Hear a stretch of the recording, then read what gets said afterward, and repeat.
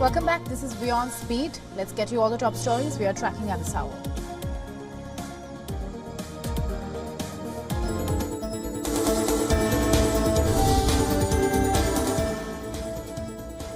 Thirteen Israelis and 4 Thai nationals were released from Hamas captivity on the second day of the truce deal, and 6 of the 13 Israelis released were women and 7 were children and teenagers. Now, the deal is meant to release 50 hostages and 150 Palestinian prisoners over 4 days.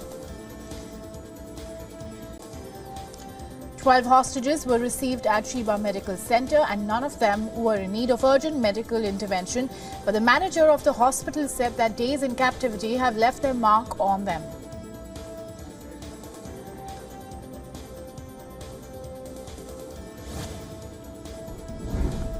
On the second day of the truce deal between Israel and Hamas, the release of hostages was delayed by several hours. It was scheduled to take place around 4 p.m. local time yesterday, but Hamas claimed that Israel failed to comply with the terms of the entry of relief trucks into Gaza, and as well as the agreed-upon criteria for releasing prisoners. So it's decided to delay the second release. Qatar's foreign ministry later shared a press release saying that Qatari-Egyptian-American mediation on both sides resolved the issue and paved way for a successful hostage release.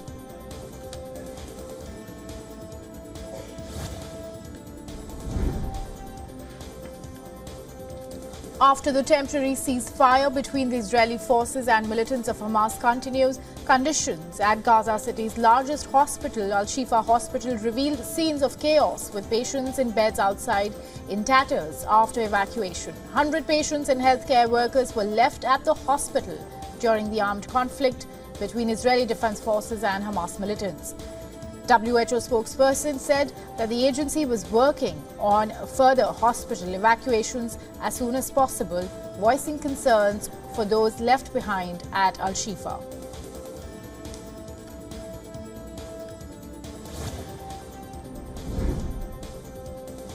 Hundreds of women belonging to human rights groups and feminist outfits took to streets in Mexico City on November 25th for the elimination of violence against women.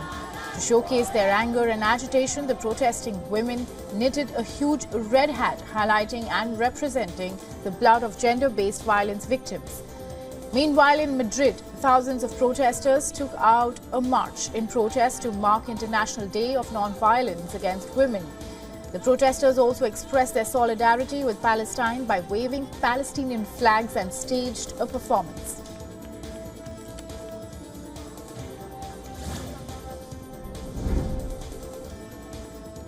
Chinese Foreign Minister Wang Yi met his Japanese and South Korean counterparts Yoko and Park Jin in South Korea's Busan ahead of the Trilateral meeting. Now, with Japan, Wang Yi talked about Tokyo's position, Taiwan and its view on the situation on the Korean peninsula. Both China and Japan also agreed to explore economic dialogues. After meeting Japanese Foreign Minister, Wang Yi met South Korean Foreign Minister, and the meeting in Beijing and Seoul comes after North Korea launched its first spy satellite, sparking backlash and global condemnation.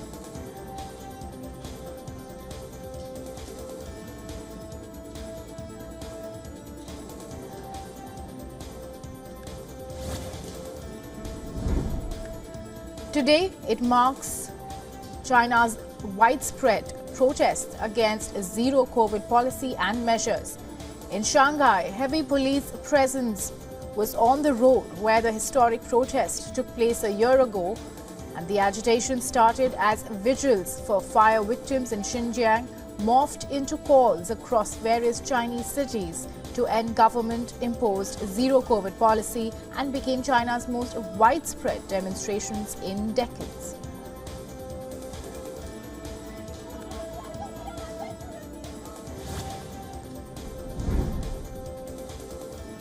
North Korea's leader Kim Jong-un visited the control center once again after the launch of country's first spy satellite in the orbit. And according to the state media, Kim examined more photographs of South Korea's different target regions, including the port city of Busan. Now, one of the photos also showed U.S. aircraft carrier, which arrived at the port on November 21st. And this comes at a time when foreign ministers of China and Japan were slated to arrive at Busan for a strategic trilateral meeting.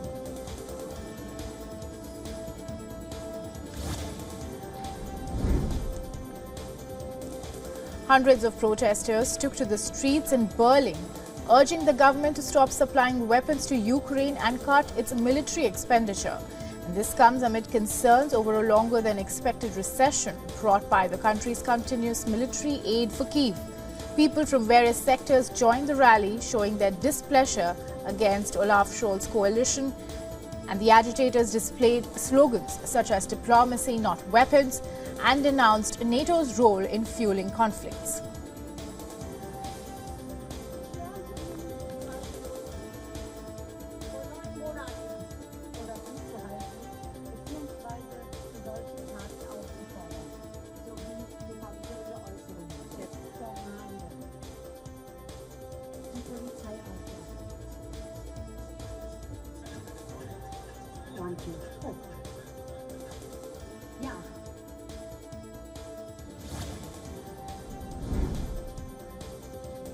On day 2 of the temporary ceasefire between Israel and Hamas, the first batch of humanitarian aid supplies reaches the Gaza Strip. Now, this batch aid supplies includes essentials such as wheat, sugar, and medical equipment. And so far, total 340 trucks have entered through Rafah border crossing from Egypt since November 24th. Now, on November 22nd, both Israel and Hamas reached on a day 4 humanitarian ceasefire under the mediation by Qatar and Egypt.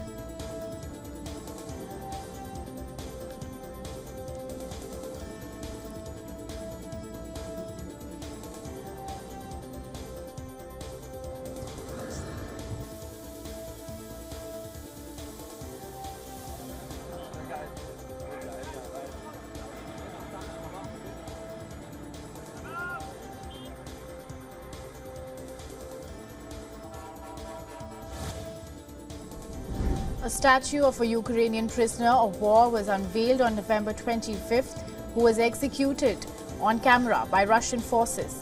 The unnamed Ukrainian soldier chanted "Glory to Ukraine" before being killed by shooters. And after his execution, the Prosecutor General of Ukraine also registered the shooting as a criminal case under the part of Ukraine's criminal code as war crime.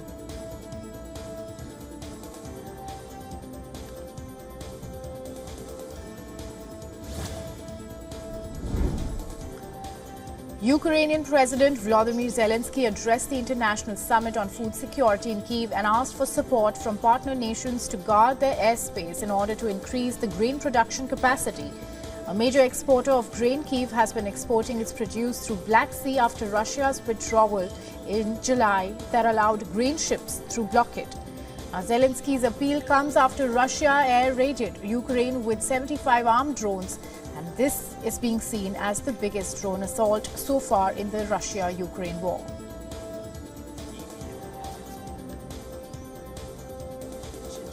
I have a question from a little bit different aspect. Я не можу говорити сьогодні, комунікувати деталі, де ми.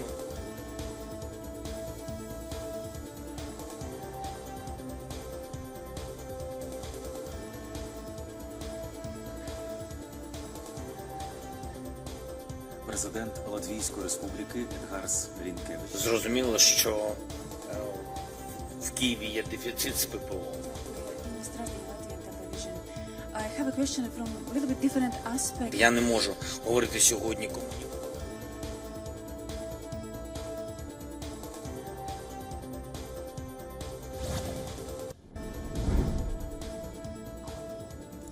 At least 4 students were killed and 60 others injured at a stampede during a music festival in southern India, and the disaster happened at the Cochin University of Science and Technology in the state of Kerala.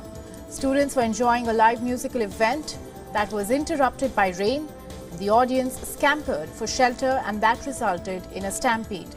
At least 2 people among the injured are in critical condition.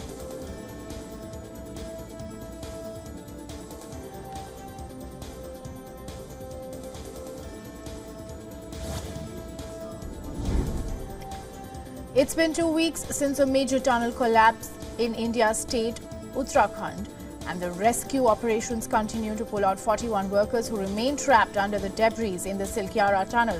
Plasma cutter from Hyderabad has been deployed in order to speed up the rescue operation and evacuation of workers. And now the blades of the auger machine are being removed from the pipe. A laser cutter is also being used along with plasma cutter.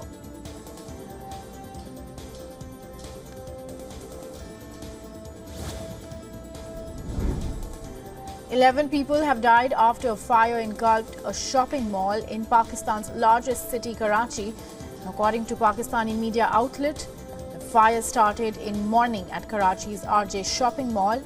Fire tenders rushed to the spot and rescued 50 people. The fire was caused due to an electrical short circuit on third floor of the mall. Later, flames reached the call center at the fourth floor of the mall, killing 11 people working in the call center.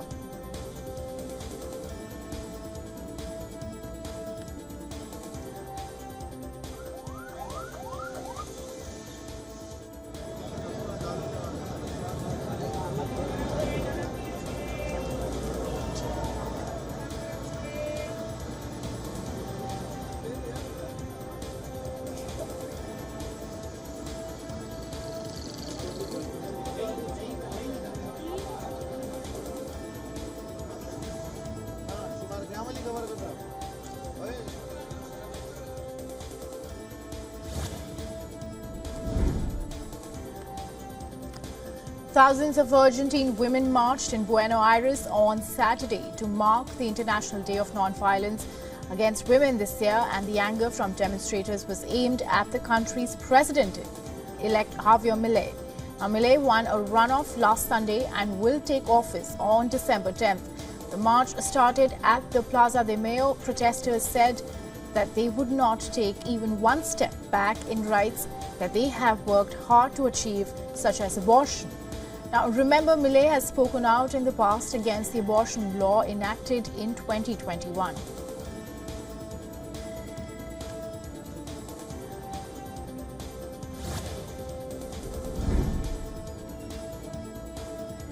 Thousands of protesters also gathered in Rome to call for an end to violence against women.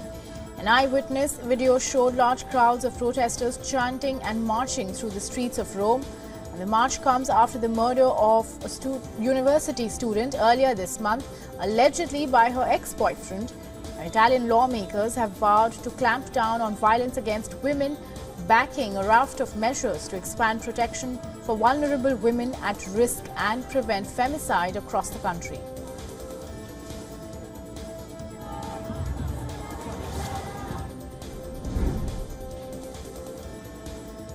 Congo's opposition candidate and 2018 Nobel Prize laureate Denis Mukwege promises to work towards a modernized military if elected to power. Now, he's known for helping rape victims. He attended his first election rally in Bukavu after officially announcing his candidature in October. He's contesting polls against President Felix Tshisekedi, whose first term was marred by economic hardship and epidemics.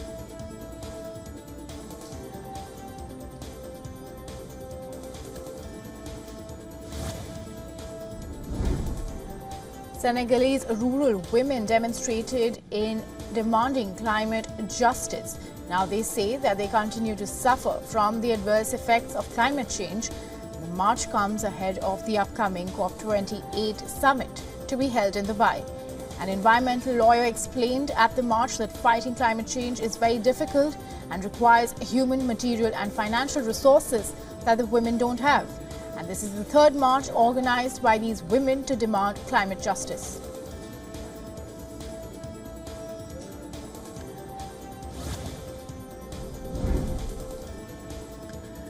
Workers at a bear sanctuary in Kosovo are working hard to look after a lion which seems puzzled by the heavy snowfall in its enclosure. And the lion, originally hails from the heat of Africa, was seen padding about in the unfamiliar surroundings before heading back inside to the warmth of its heated pen.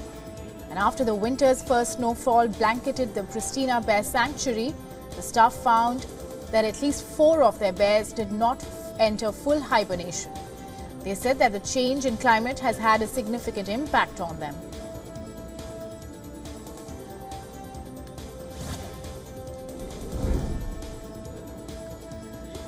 China has introduced a unilateral visa-free policy for passport holders from France, Germany, Italy, the Netherlands, Spain and Malaysia from December 1st, 2023 to November 30th, 2024.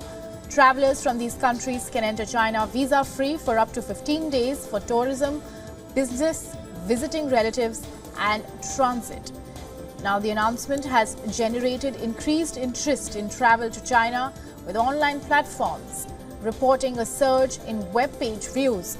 Now, the policy is seen as a move to attract more international tourists and promote mutual exchange between business communities, receiving positive feedback from enterprises in the affected areas.